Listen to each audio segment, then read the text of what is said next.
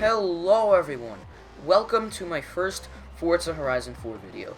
Today we're going to be talking about the Lexus RC F. Before we begin, I'm not going to make this too big of an issue, but seriously, if you want to support my channel and you want to help me keep making this kind of content, drop a like. Maybe even subscribe if you like the video enough. If you want to, leave a comment down below saying maybe what car you want me to talk about next, or what you think about the video, or just whatever you want. Now with all that said, let's get straight to the point. The Lexus RC F was added to Forza Horizon 4 in Series 27, which was just the last autumn season as of the release of this video. It is a hard-to-find car, as with all new exclusive cars added to the game, which essentially means two things. A, you can't find it in the auto show, but you can find it in the auction house or in seasonal events. And B, that it has a very high buyout price if the person selling it has any sense in them. So why am I making a video about this car? Well, because it's incredibly overpowered if you tune it right. So why is this car overpowered?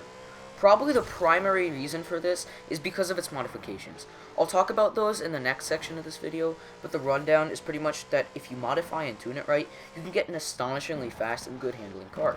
Again, I'll get into specifics in the next part of the video, but after you finish up all the mods and all the tuning, the car's going to have insane horsepower. It's going to be an S2 class, and you are going to be able to hit speeds of around 250 miles an hour, like even with your arrow set all the way to cornering.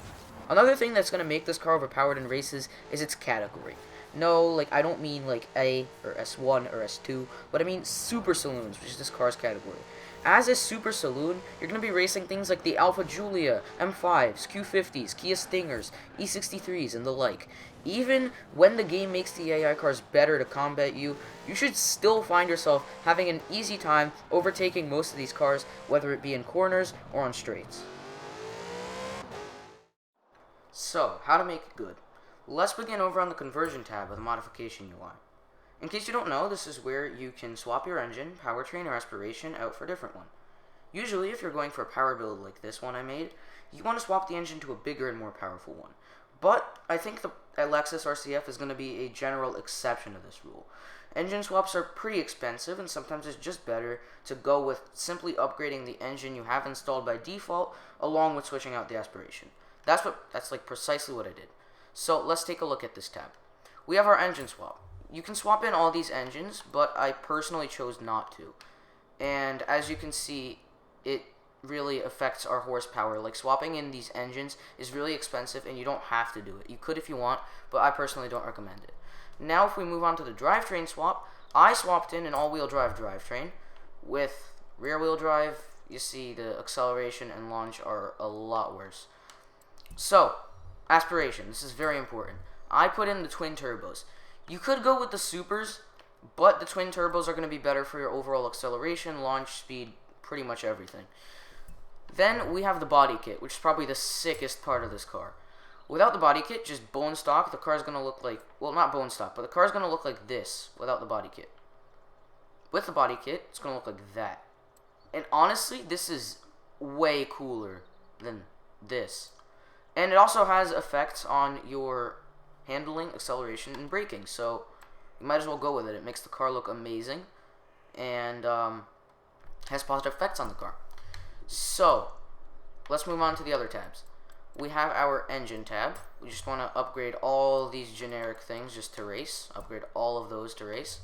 Have our platform and handling lab. I upgraded the brakes. You should probably do that. I didn't touch the springs. I did add anti-roll bars. I personally didn't add a roll cage because, again, I'm going for like a speed and power build. We don't really care so much about a roll cage. Weight reduction, you're definitely going to need that.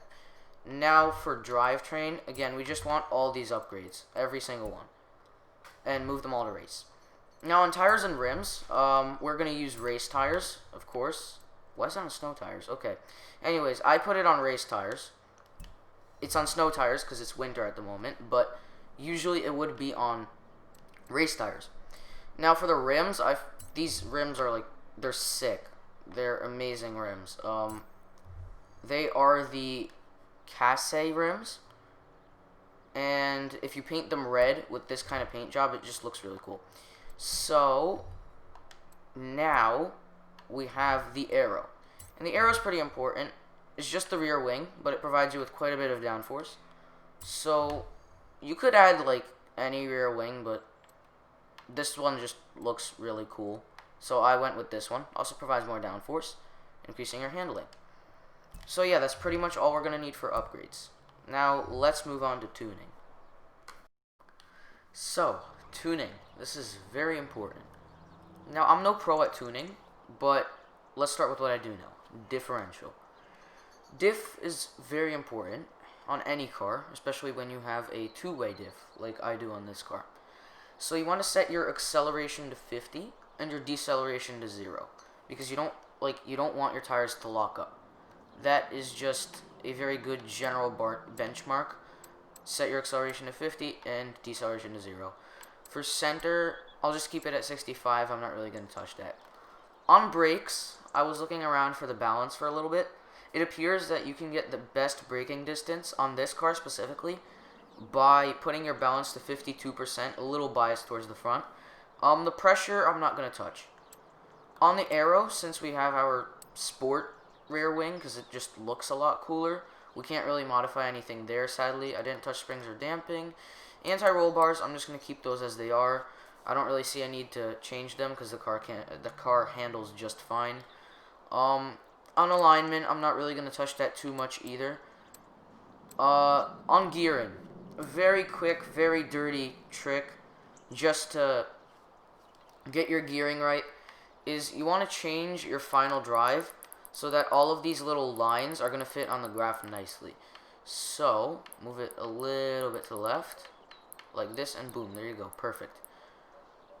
Yeah. And then on tires, I'm not going to touch the PSI. So that is everything for tuning. So, let's move on to our race demo. I chose the Derwent Reservoir Sprint. Alright, here we are, pulling up. And let's go. I'm going to try to keep this minimal commentary, so you guys can hear the beautiful revs.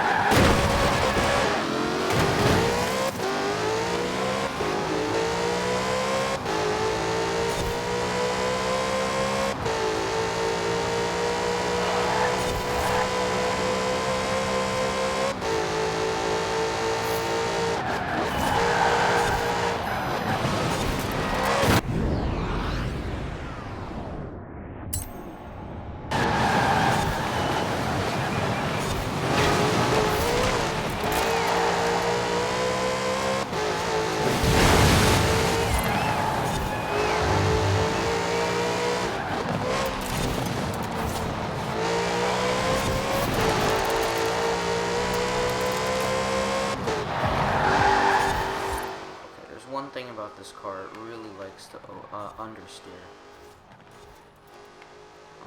That can be good, and that can be bad. It's probably not very good though. As you can see, we're sort of pinned down in P2. So yeah, I think it's going to be a P2 finish. Unless we can somehow overtake him. No, we can't. Okay. Well, there's your Lexus RC F. I hope you enjoyed the video. If you did, make sure to like and subscribe and leave a comment. And yeah, thank you, and I will see you next time.